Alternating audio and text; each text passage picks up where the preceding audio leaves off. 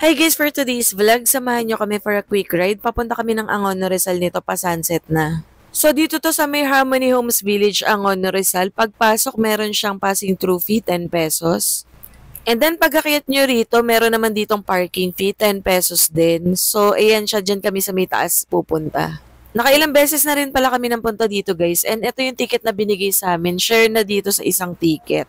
Nung unang punta namin dito, hindi pa ganito karami yung tao. Pero ngayon guys, ang dami ng tao. Ito yung parking ng motor and halos mapuno na rin yung mga slot. Sa umaga, madaming bikers na pumupunta rito. Tapos sa hapon, ayan, iba't iba may family, may couple. Ito yung parking rate nila. Diyan din yung daanan dati paakyat, yung hagdan na yan. Ngayon dito na pala yung daan. So pag akyat, kakanan na dapat. So dito kami papasok. Ang ganda dito guys kapag sunrise and sunset and marami kayong pamimilian dito ng mga food stalls. Ayan, marami kayong pwedeng kainan. May mga coffee shop, may ramen, depende kung ano yung trip nyong kainin for that day. Ayan, nagmamadali na kaming umakyat dito kasi didilim na and hindi namin mapapalipad yung drone. So dito ulit kami kumain guys sa may Walanjo Overlook. Yung maganda yung pwesto nila kasi nasa may side sila kaya overlooking talaga.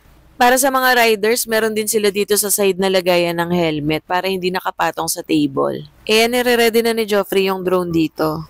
Tapos ito, dumating na yung iced coffee ni Raprap. Dito siya nag-order sa may Walanjo Coffee. Pero ako sa iba akong coffee shop nag-order para matry ko rin yung coffee ng iba.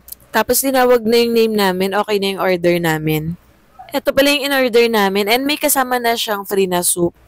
Pagkakain namin, pinalipad na ni Joffrey yung drone. Merong heart dito. Nagpapapicture yung mga tao dyan sa heart shape na yan. Ganito yung itsura niya sa baba, guys. May mga nakapark. Tapos dyan na rin nagstay sa baba. May mga family, may couple.